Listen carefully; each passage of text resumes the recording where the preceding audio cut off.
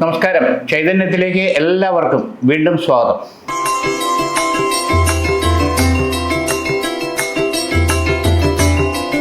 രാശിസ്ഥിതി ഫലങ്ങൾ എങ്ങനെയാണെന്ന് നോക്കാം. ഉത്സവകാലങ്ങളിലേക്കാണ് ഇനിയുള്ള യാത്ര. കുറച്ച് മാസങ്ങൾ, പ്രത്യേകിച്ച് കുംഭം, മീനം, മേടം, ഇടവം വരെ അത് പോകുന്നുണ്ട്. പല മേഖലകളിൽ പലതരത്തിലുള്ള ആചാരങ്ങൾ, ആഘോഷങ്ങൾ, ക്ഷേത്രങ്ങൾ, പലതരത്തിലുള്ള സംതൃപ്തിയിലേക്ക് നയിക്കുന്ന ആഘോഷങ്ങളും ആചാരങ്ങളും അതനുസരിച്ചുള്ള കാര്യങ്ങളും അത് വരുമ്പോഴത്തേക്ക് നമ്മുടെ രാശിസ്ഥിതി ഫലമായിട്ട് കണക്റ്റഡ് ആകുന്ന സമയത്ത് നമുക്കതെങ്ങനെ പ്രയോജനപ്പെടും? ഉത്സവങ്ങളെന്ന് പറയുമ്പോൾ, ആഘോഷങ്ങളെന്ന് പറയുമ്പോൾ നിറവിൻ്റെ പ്രതീക. ഒരു ക്ഷേത്രത്തിൽ നിത്യവും നടക്കുന്ന കാര്യത്തിലുപരി കുറവോ അജ്ഞത കൊണ്ടോ ഉണ്ടാകുന്ന പ്രശ്നങ്ങൾക്ക് ഈ ഉത്സവകാലത്ത് നടക്കുന്ന പ്രത്യേക പൂജകളും അഭിഷേകങ്ങളും കലശങ്ങളും ഒക്കെ പരിഹരിക്കപ്പെടും എന്നുള്ളതാണ്. അത് ആ നാട്ടിനും അവിടുത്തെ ഭാരവാഹികൾക്കും അതുമായിട്ട് ബന്ധപ്പെട്ട് നിൽക്കുന്ന ഭക്തജനങ്ങൾക്കും അഭിവൃദ്ധി, ഐശ്വര്യം, അതനുസരിച്ചുള്ള കാര്യങ്ങൾക്ക് ഒരു വർഷത്തേക്ക് എങ്കിലും അതിൻ്റെ നിറവ്, സാന്നിധ്യം, ഐശ്വര്യം ഉണ്ടാകും എന്നുള്ളതാണ് സങ്കല്പം. അതായത് നമ്മൾ വെറുതെ ഇരിക്കുന്ന ഒരു വസ്തുവിലുണ്ടാകുന്ന ജീർണത പരിഹരിച്ച് മുന്നോട്ട് പോകുന്ന, തേച്ചു മിനുക്കി മുന്നോട്ട് പോകുന്ന പ്രക്രിയ എന്ന് തന്നെ പറയാം. അതിൽ പലതരത്തിലുള്ള കാര്യങ്ങൾ: കലശാഭിഷേകം, ശക്തിപൂജ, ആഘോഷങ്ങൾ, ആനപ്പുറത്തുള്ള എഴുന്നള്ളിപ്പ്, പറയിടിയിൽ, ഇങ്ങനെ ആയിരക്കണക്കിന് രീതിയിലുള്ള ഓരോ ക്ഷേത്രവും ക്ഷേത്രാചാരവുമായിട്ട് ബന്ധപ്പെട്ടുള്ള ചടങ്ങുകൾ അനവധിയാണ്. സങ്കല്പങ്ങളും കീഴ്വഴക്കങ്ങളും ഒക്കെ ബന്ധിച്ച് നിൽക്കുന്ന ആചാരങ്ങളാണ്. ഇവിടെ ഈ രാശിസ്ഥിതി ഫലങ്ങളുമായിട്ട് കണക്റ്റഡ് ആകുമ്പോൾ അതാത് ദേശമായിട്ട് നമ്മൾ കീഴ്വഴക്കങ്ങളുമായിട്ട് ബന്ധിച്ച് ചെയ്യണമെന്നുള്ളതാണ്. ഈ രാശിഫലം എന്ന് പറയുമ്പോൾ പലരും ചോദിക്കാറുണ്ട്, ഓരോ ആഴ്ചയും മാറി വരുമെന്നുള്ളതാണ്. അത് ശരിയാണ്.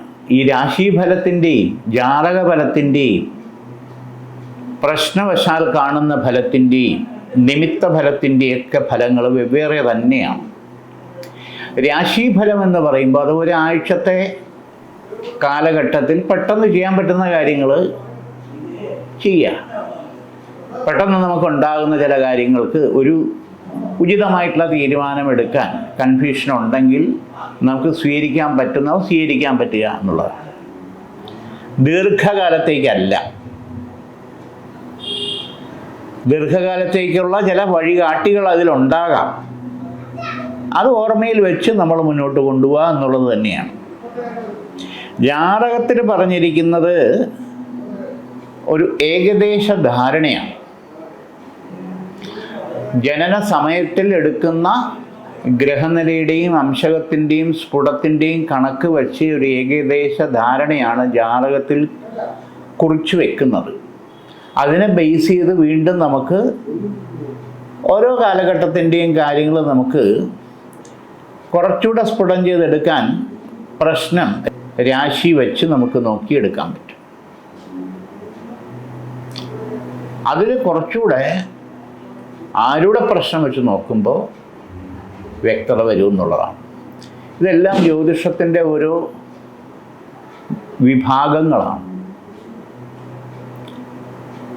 അപ്പോൾ നോക്കുമ്പോൾ ഇവിടെ മേടൻ രാശി ആദ്യം നമ്മൾ നോക്കുമ്പോൾ അശ്വതിയും ഭരണിയും കാർത്തികക്കാരും ഉൾപ്പെടുന്ന മേടൻ രാശിക്കാർക്ക് പ്രത്യേകിച്ച് കാണുന്നത് ധരിക്കേണ്ട രത്നങ്ങളുടെ കാര്യം നമ്മൾ സൂചിപ്പിക്കുമ്പോൾ പ്രത്യേകിച്ച് വരുന്ന 1.5 വർഷത്തേക്ക്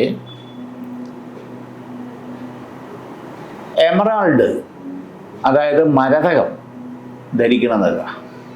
ഇത് ദശയുടെ ഇത് വെച്ച് പറയുന്നതല്ല, ഈ രാശിസ്ഥിതി ഫലത്തിൻ്റെ ഒരു കണക്ക് വെച്ച് നോക്കുമ്പോൾ പറയുന്നത്. അത് 1.5 വർഷം തന്നെ ധരിക്കണമെന്നുമില്ല, നമുക്ക് എപ്പോഴും വേണോ മാറ്റാം. നമുക്കതിൻ്റെ ഫലം പോസിറ്റീവ് ആണെങ്കിൽ കൂടുതൽ നാളും നമുക്ക് ധരിക്കുന്നതുകൊണ്ട് തെറ്റില്ല. അപ്പോൾ ഈ രാശിസ്ഥിതി ഫലങ്ങളിൽ ഈ എമറാൾഡ് ധരിക്കുമ്പോൾ അത് ശിവൻ്റെ അമ്പലത്തിൽ കൊടുത്ത് അത് പൂജിച്ച് ധരിക്കുന്നത് കുറച്ചുകൂടെ ഉത്തമം. പിന്നെ പ്രധാനപ്പെട്ട യാത്രകൾ, ചില ലക്ഷ്യബോധത്തോടു കൂടി അല്ലെങ്കിൽ ചില മീറ്റിംഗ് ഉദ്ദേശിക്കുന്ന യാത്രകൾ നമ്മൾ പുറപ്പെടേണ്ട കാലഹോര, അത് സൂര്യൻ്റെ കാലഹോരയും ശുക്രൻ്റെ കാലഹോരയും അല്ലെങ്കിൽ ഗുരുവിൻ്റെ കാലഹോര സമയത്ത് ഇറങ്ങിയാൽ ഉദ്ദേശിക്കുന്ന കാര്യകാരികാദികൾക്ക് നമുക്ക് വിജയം ഉണ്ടാവും, മറ്റു തടസ്സങ്ങൾ വരില്ല എന്നുള്ളത് സത്യമാണ്. മൂന്നാമതൊരു പ്രധാനപ്പെട്ട കാര്യം മേടൻ രാശിക്കാരെ സംബന്ധിച്ചോളം നോക്കുമ്പോൾ, സാമ്പത്തികം കിട്ടാനുള്ളത് തൊഴിൽ മേഖലയിൽപ്പെട്ടതോ വസ്തു ഇടപാടിൽ കൂടിയോ അങ്ങനെ ഏതെങ്കിലും നമുക്ക് കിട്ടാനുള്ള സാമ്പത്തികം ഭാഗികമായിട്ടെങ്കിലും നമുക്ക് കിട്ടാനുള്ള സാധ്യത നമ്മൾ അതിനുവേണ്ടി ശ്രമിച്ചാൽ അനുകൂലമാകുന്ന സമയം. ഇവിടെ ശിവൻ്റെ അമ്പലത്തിൽ ജലധാര, ഭഗവാൻ ഇഷ്ടം ജലധാരയാണ്, പുഷ്പാഞ്ജലിയും ചെയ്യുന്നത് നല്ലതാണ് 3 ദിവസമെങ്കിലും. കാർത്തിക, മുക്കാൽ, രോഹിണി, മകയിരത്തര, ഇടവരാശിക്കാരെ സംബന്ധിച്ചിടത്തോളം പെട്ടെന്ന് ടെൻഷനും ദേഷ്യം അല്ലെങ്കിൽ എടുത്തുചാട്ടം എന്ന് പറയാം, അല്ലെങ്കിൽ പറഞ്ഞത് തിരിച്ചെടുക്കാൻ പറ്റില്ല, ഈ തരത്തിലുള്ള അമിതമായിട്ടുള്ള ഒരു വാശി വരുന്ന സമയം. അത് നിയന്ത്രിക്കണം, സ്വയം നിയന്ത്രിച്ചേ പറ്റൂ. അപ്പോൾ ആ നിയന്ത്രണം നമുക്ക് ചില ആത്മീയ ആചാരത്തിൽ കൂടി നമുക്ക് സ്വാംശീകരിക്കാൻ പറ്റും, അത് യാതൊരു സംശയമില്ല. അതിനേറ്റവും നല്ലത് ഭഗവതി കടാക്ഷം ദേവീക്ഷേത്രത്തിൽ പോവുക എന്നുള്ളത് തന്നെയാണ്. ദേവീക്ഷേത്രത്തിൽ പോയിട്ട് ത്രിമധുര നിവേദ്യം നമ്മൾ 3 ദിവസമെങ്കിലും ചെയ്ത് അത് കഴിക്കുക, നല്ല മാറ്റം ഉണ്ടാവും. നമ്മുടെ മനസ്സിനെ നമുക്ക് നിയന്ത്രിക്കാൻ പറ്റും, പഠനകാര്യത്തിൽ അത് ഗുണം ചെയ്യും, വീട്ടിനകത്തുള്ള അന്തരീക്ഷത്തിൽ അത് മാറ്റം ഉണ്ടാവും, ജോലി സ്ഥലത്തുള്ള പ്രശ്നം ഉണ്ടാവും, മറ്റ് ഇടപാട് കാര്യങ്ങളിൽ നമ്മളുമായിട്ട് മുന്നോട്ട് പോകേണ്ടവരുടെ ഭാഗത്തു നിന്നുള്ള അനുകൂല സ്ഥിതിക്ക് അത് കാരണമാകും. ഇങ്ങനെ പല മേഖലകളിലും അത് ഗുണം ചെയ്യും. ഭഗവതി ക്ഷേത്രത്തിൽ ത്രിമധുരം നിവേദിച്ച് അത് സേവിക്കുന്നത് വളരെ വിശേഷം. രണ്ടാമതൊരു കാര്യം, പ്രധാനമായിട്ടും ബിസിനസ് മേഖലയിൽ നിൽക്കുന്നവർക്ക് പുതിയതായിട്ടുള്ള സംരംഭങ്ങൾ തുടങ്ങാനുള്ള സാമ്പത്തിക കാര്യങ്ങൾ ശ്രമിച്ചാൽ അനുകൂലമായിട്ട് വരും. ബാങ്ക് വായ്പ അല്ലെങ്കിൽ പാർട്ട്ണർഷിപ്പ് മേഖലയിൽ നിന്നോ കിട്ടാനുള്ള സാമ്പത്തിക അങ്ങനെയിരുന്നോ ഇറങ്ങിയാൽ അത് കുറച്ചുകൂടെ വിപുലീകരിക്കാനും കാര്യങ്ങൾ മെച്ചമായിട്ട് കൊണ്ടുപോകാനും ഫ്രാഞ്ചൈസി പോലുള്ള കാര്യങ്ങൾക്ക് ഗുണപ്പെടാനും, റെസ്റ്റോറൻറ്റ് ഫീൽഡ് നിൽക്കുന്നവർക്ക് വളരെ മെച്ചമായിട്ടുള്ള മാറ്റം ഉണ്ടാകാനുള്ള സമയമാണ് പ്രത്യേകിച്ച്. മകയിരത്തര, തിരുവാതിര, പുണർതത്തിൽ, മുക്കാൽ, മിഥുനരാശി. ഭാവുകസ്ഥാന ആധിപത്യം സർവം വീക്ഷിണാവം ശുഭേശം. ഗൃഹത്തിലുണ്ടായിരിക്കുന്ന ചില പ്രശ്നങ്ങളിൽ മനസ്സുള്ളിൽ കുട്ടികളുടെ, പ്രത്യേകിച്ച് നമ്മുടെ കുട്ടികളുടെ കാര്യങ്ങളിൽ അമിതമായിട്ടുള്ള ഉത്കണ്ഠ, അവരുടെ പഠനത്തിൻ്റെ കാര്യത്തിലായിരിക്കും, ചില ഫ്രണ്ട്ഷിപ്പിൻ്റെ കാര്യത്തിലായിരിക്കാം, അല്ലെങ്കിൽ അനുസരണാശീലത്തിൻ്റെ കാര്യത്തിലായിരിക്കാം, ഇല്ലെങ്കിൽ അശ്രദ്ധയുടെ കാര്യത്തിലായിരിക്കാം, ഇല്ലെങ്കിൽ അവരുടെ വാശിയുടെ കാര്യത്തിലായിരിക്കാം. ഇതിൽ നമ്മൾ കുറച്ചുകൂടെ സൗമ്യമായിട്ട് നയപരമായിട്ട് കൊണ്ടുപോകേണ്ട സമയം. അത് എത്ര വയസ്സെന്നുള്ളതല്ല, പെൺകുട്ടിയായിരുന്നാലും ആൺകുട്ടിയായിരുന്നാലും മക്കൾ തന്നെയാണ്. പക്ഷേ ഇന്നത്തെ കാലത്ത് ജീവിക്കുന്ന കുട്ടികളെ സംബന്ധിച്ചിടത്തോളം ഇവർ വെരി മുന്നോട്ട് പോകുന്ന കാര്യത്തിൽ വളരെ അഡ്വാൻസ്ഡാണ്. നമുക്ക് അവരോടൊപ്പം ചിന്തിക്കാനോ പ്രവർത്തിക്കാനോ പറ്റില്ല. അവർ കാണുന്നത് എത്രയോ മുൻപിലാണ്. അപ്പം അത് മനസ്സിലാക്കി ഈ കാര്യങ്ങൾ മുന്നോട്ട് പോകും. അപ്പോൾ അവർ പഠിക്കുന്ന കാര്യത്തിലും എല്ലാ കാര്യത്തിലും അവർക്ക് സമയോചിതമായിട്ട് ചെയ്യാൻ പറ്റുമെന്നുള്ള ഒരു ദീർഘവശം. അലസത, മന്ദത എന്നൊക്കെ നമുക്ക് തോന്നാമെങ്കിൽ തന്നെ പ്രായേണ അത് ഗുരുത്വത്തിൽ കൂടി നമുക്കത് മുന്നോട്ട് കൊണ്ടുപോകാനുള്ള വഴി കാട്ടിക്കൊടുക്കണം. അപ്പം ഗുരുത്വം വരണമെങ്കിൽ ദൈവിക ചിന്ത വരണം, അല്ലെങ്കിൽ അത് ദൈവഭയം, ഭക്തി വരണം. അപ്പം അതിന് അതാത് രീതിയിൽ എന്താണെന്ന് വെച്ചാൽ അത് ചെയ്യും. അതിനാഴ്ചയിൽ 1-2 ദിവസമെങ്കിലും കുറഞ്ഞത് പ്രാർത്ഥന, സമർപ്പണം, ജപം, ഉപാസന, അല്ലെങ്കിൽ ഈ പറഞ്ഞതുപോലെ ഉപചാരക സമർപ്പണം പോലുള്ള വ്യായാമം, യോഗ തുടങ്ങിയിട്ടുള്ള കാര്യങ്ങളിലേക്ക് കൊണ്ടുപോകും. സൈഡിൽ എന്തെങ്കിലും ആക്ടിവിറ്റീസ്, അത് ഡ്രോയിങ് ആയിരുന്നാലും ഡാൻസ് അല്ലെങ്കിലും മറ്റ് ഉപകരണ സംഗീതങ്ങളായിരുന്നാലും സ്പോർട്സ് മേഖലയായിരുന്നാലും പാട്ടായിരുന്നാലും എന്തെങ്കിലും അവരൊന്ന് സപ്പോർട്ടീവായിട്ട് നമ്മൾ ചെയ്യണം, അവരുടെ ഇംഗിതത്തിന്, ഇഷ്ടത്തിന്, താല്പര്യത്തിന് അനുസരിച്ച്. അപ്പോൾ ചില ബാഡായിട്ടുള്ള കൂട്ടുകെട്ടുണ്ടെങ്കിൽ അതിൽ നിന്ന് പുറകിലോട്ട് വരാനുള്ള ഒരു ത്വരയുണ്ടാവും. അത് യാതൊരു സംശയമില്ല. ഈശ്വരാധീനം അനുകൂലമാണ്. പുണർത്തത്തിൽ കാൽ പൂയ മാലിന്യം കർക്കടക രാശി ഈശ്വരാധീനം ഗുണകരമായിട്ട് കാണുന്നുണ്ട്. അതേ സമയത്തോളം നോക്കുമ്പോൾ ചില പ്രശ്നങ്ങളിൽ വേണ്ടപ്പെട്ട ആൾക്കാരുടെ പിന്തുണ നമ്മൾ പ്രതീക്ഷിക്കുന്നുണ്ടെങ്കിലും അത് സമയോചിതമായിട്ട് നമുക്ക് കിട്ടാതിരിക്കുകയും പ്രശ്നങ്ങൾ വഷളാകുകയും ചെയ്യുന്ന സാധ്യത കാണുന്നുണ്ട്. അത് വളരെ കരുതലും ജാഗ്രതയും നമുക്ക് ഉണ്ടായേ പറ്റൂ. പ്രത്യേകിച്ച് ജോലി സ്ഥലത്തുണ്ടായിരിക്കുന്ന നുണയും പാരവെപ്പും പ്രശ്നങ്ങളും ടെൻഷനും കാരണം കളഞ്ഞിട്ട് പോണോ വേണ്ടയോ എന്ന് പലപ്പോഴും തോന്നിപ്പോകും. അതിലും പ്രത്യേകിച്ച് വിദേശത്ത് ജോലി ചെയ്യുന്നവരെയാണ് കൂടുതലും ബാധിക്കുക. നമ്മളെക്കാട്ടിയും കഴിയില്ലാത്തവരെ കൊണ്ട് നമ്മുടെ മുകളിലിരുത്തുക, സാമ്പത്തിക കാര്യങ്ങളിൽ കുഴപ്പമുണ്ടാക്കുക, ഇങ്ങനെയൊക്കെയുള്ള പ്രശ്നം.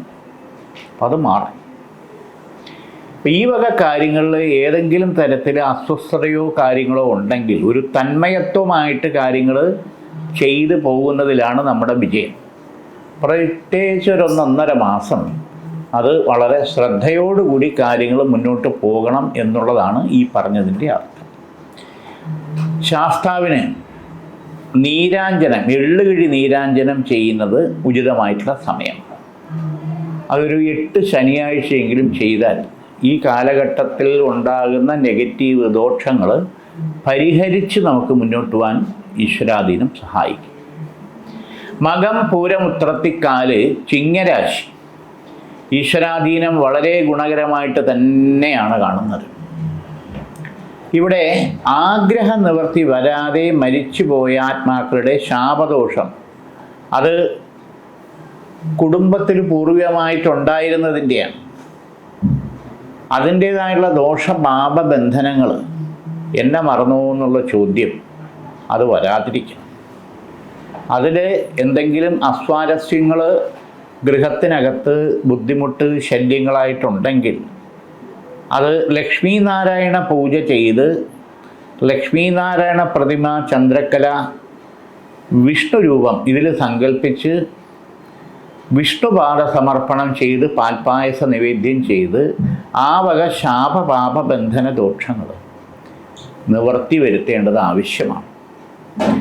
കുടുംബക്ഷേത്രത്തിൽ അതിനുള്ള പ്രായശ്ചിത്തം പരിഹാരം ചെയ്ത് കുടുംബമൂർത്തികളുടെ, അതായത് കുലദൈവത്തിൻ്റെ അല്ലെങ്കിൽ കുടുംബ ദേവാലയത്തിൻ്റെ അനുഗ്രഹ അനുവാദം വാങ്ങിക്കേണ്ടത് വളരെ അത്യാവശ്യമാണ്. ഇവിടെ കേതുവിൻ്റെയും ശനിയുടെയും മൗഢ്യം പൂർണ്ണമായിട്ടും മാറണം. റിക്താതിരി ഭാവുക ദോഷങ്ങൾ, തൊണ്ടവേദന, തലവേദന, വയറുവേദന, തൊണ്ടവേദന, കാലുവേദന, നെഞ്ചുവേദന, അസ്വസ്ഥതകൾ അത് പൂർണ്ണമായിട്ടും മാറി കാര്യങ്ങൾ അനുകൂലമാകണം. ഈശ്വരാധീനം ഗുണകരമായിട്ട് കാണുന്നുണ്ട്. ഉത്രത്തിമുക്കാൽ, അത്തം, ചിത്തിരത്തര, കന്നിരാശി ഈശ്വര കടാക്ഷം വളരെ ഗുണകരമായിട്ട് കാണുന്നുണ്ട്. ഇവിടെ ചില കാര്യങ്ങളിൽ അധിക ചെലവുകൾ കൂടി വരുന്ന സാഹചര്യങ്ങൾ കാണുന്നുണ്ട്. സാമ്പത്തികമായിട്ട് വരുന്നു, അത് 4 വഴിക്ക് ചെലവ്. പലരുടെയും ധാരണ ബാങ്കിലും പെട്ടിയിലും ഉണ്ട് എന്നുള്ളത്. നമ്മുടെ അവസ്ഥ നമുക്കേ അറിയാം. പലിശ കൊടുക്കാൻ വേണ്ടി പലിശയ്ക്ക് എടുക്കേണ്ട അവസ്ഥ വരെ ചിലപ്പോൾ ഉണ്ടായിപ്പോകും. ഇവിടെ ബാങ്കിൻ്റെ നോട്ടീസ്, പണയം വെച്ചതിൻ്റെ നോട്ടീസ് എല്ലാം ഒന്നിനു പുറകെ ഒന്നായിട്ട് വരുന്ന അവസ്ഥ. കിട്ടാനുള്ള സാമ്പത്തികവും തടസ്സപ്പെട്ട് നിൽക്കുന്ന അവസ്ഥ. ഇവിടെ വീട് തന്നെ മാറണോ വേണ്ടയോ എന്ന് വരെ തോന്നിപ്പോകുന്ന സാഹചര്യം ഉണ്ടായിക്കൂടാ എന്നില്ല. പാവക കാര്യങ്ങൾ ഒന്ന് പ്രാക്ടിക്കലായിട്ട് നമ്മൾ ചിന്തിക്കുകയും അതനുസരിച്ച് കാര്യങ്ങൾ കൊണ്ടുപോവുകയും ചെയ്യണം എന്നുള്ളതാണ് യാഥാർത്ഥ്യം.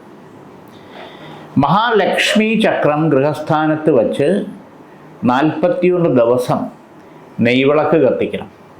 അതിൻ്റേതായിട്ടുള്ള മാറ്റം നമ്മുടെ ഗൃഹത്തിൽ, നമ്മുടെ കാര്യങ്ങളിൽ അനുകൂലമായിട്ടുണ്ടാകും. ഈശ്വരാധീനം അനുകൂലമായിട്ട് കാണുന്നുണ്ട്. ഇവിടെ രാഹുകേതു ദോഷങ്ങൾ മാറുന്നതിന് വേണ്ടിയിട്ട്, കേതുവിൻ്റെ മൗഢ്യയോഗവും മാറുന്നതിന് വേണ്ടിയിട്ട് വേണ്ടുന്ന പരിഹാരം ആയില്യപൂജ, മറ്റു കാര്യങ്ങളെല്ലാം ചെയ്ത് ആ സർപ്പദോഷങ്ങൾ, നാഗരാജ, നാഗയക്ഷി, നാഗകന്യക, ഇതിനുള്ള സർപ്പദോഷങ്ങൾ നമുക്കോ നമ്മുടെ തലമുറകളെ ബാധിക്കാതെ അനുകൂലമാകാനുള്ള സർപ്പപ്രീതി പരിഹാരം ചെയ്യുന്നത് ഉചിതമായിട്ടുള്ള സമയമാണ്.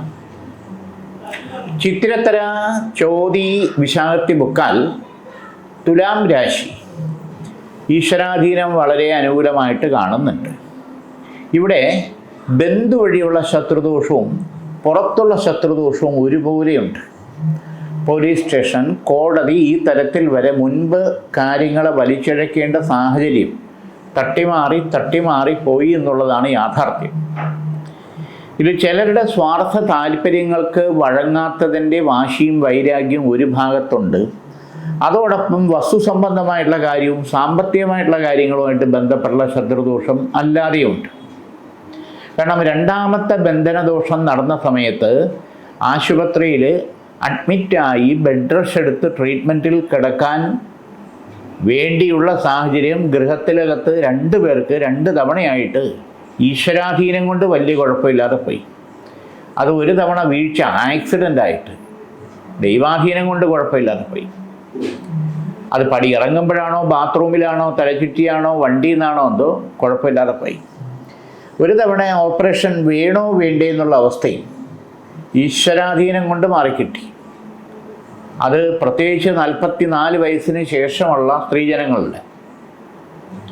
അത് ബ്ലീഡിങ്ങിൻ്റെ ആണോ, യൂട്രസിൻ്റെ ആണോ, തൈറോയിഡിൻ്റെ ആണോ, സിസ്റ്റിൻ്റെ ആണോ എന്തോ, ഈശ്വരാധീനം കൊണ്ട് അതിപ്പോൾ കുഴപ്പമില്ലാതെ ഈശ്വരാധീനം കൊണ്ട് അത് മാറിക്കിട്ടിയെന്ന് വേണമെങ്കിൽ പറയാം. പക്ഷെ ഇതിൽ ആയുർവേദിക ട്രീറ്റ്മെൻറ്റ് കൊണ്ട് ഉചിതമായിട്ടുള്ള കാര്യങ്ങൾ പെട്ടെന്ന് ഫലപ്രദമാകാൻ സാധ്യത വളരെ വളരെ കുറവാണ്.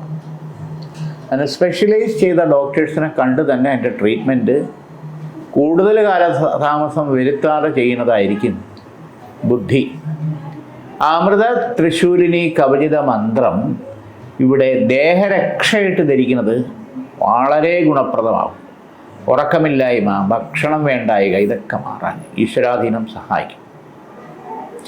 വിശാഖത്തിൽ കാൽ, അനിഴം, തൃക്കേട്ട, വൃശ്ചികരാശി.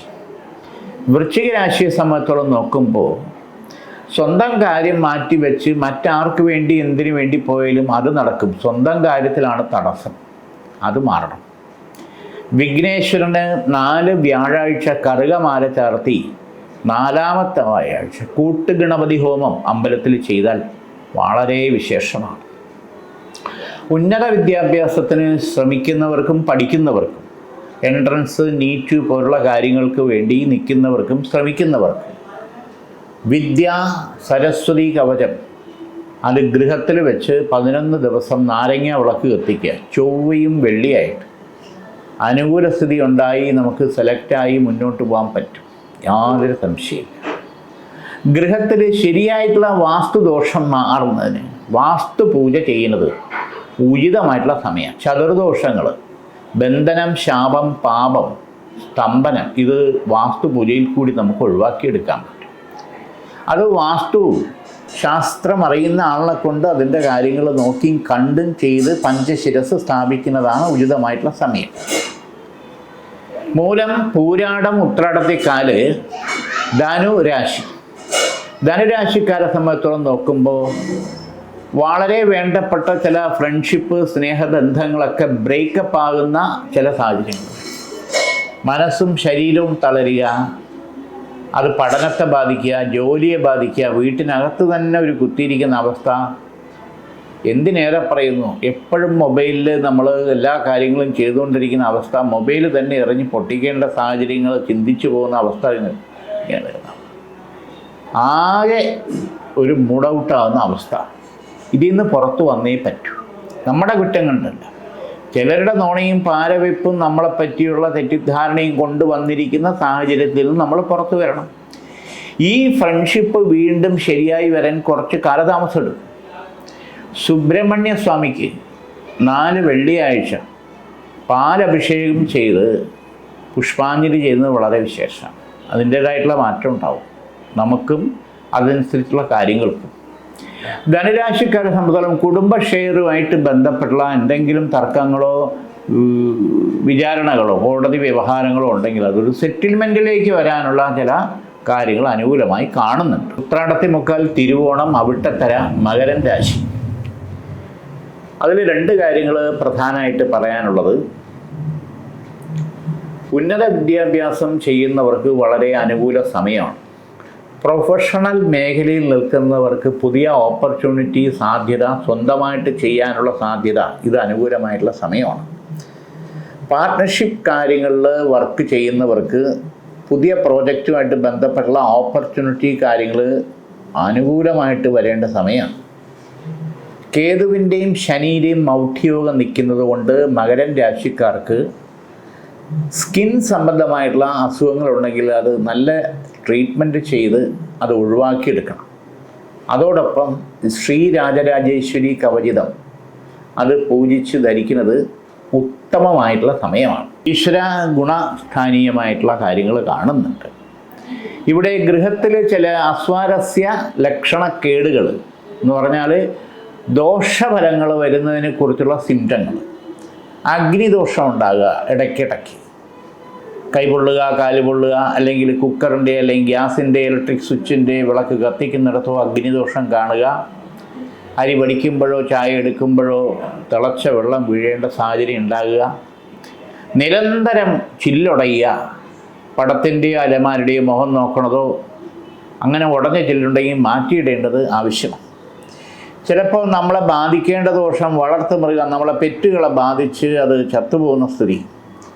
പ്രാവായിരുന്നാലും മത്സ്യമായിരുന്നാലും അതല്ലെങ്കിൽ പൂച്ചയായിരുന്നാലും പട്ടിയായിരുന്നാലും പശുവായിരുന്നാലും തന്നെ അത് നമ്മളെ ബാധിക്കേണ്ട ദോഷമാണ് മാറുന്നത്. അപ്പം അങ്ങനെയുള്ള ലക്ഷണമുള്ള വീട്ടിൽ കൂർമ്മസ്ഥാലീകം വെച്ച് ചെമ്പാമയെ വെച്ച് 11 ദിവസം ആരതി കൊടുത്ത് വീട് 11 തവണ സങ്കല്പിച്ച് ഒഴിഞ്ഞ് ഒറ്റത്തവണ തലയ്ക്ക് ഒഴിഞ്ഞ് അത് ഒഴുക്ക് വെള്ളത്തിൽ ഒഴിക്കാം.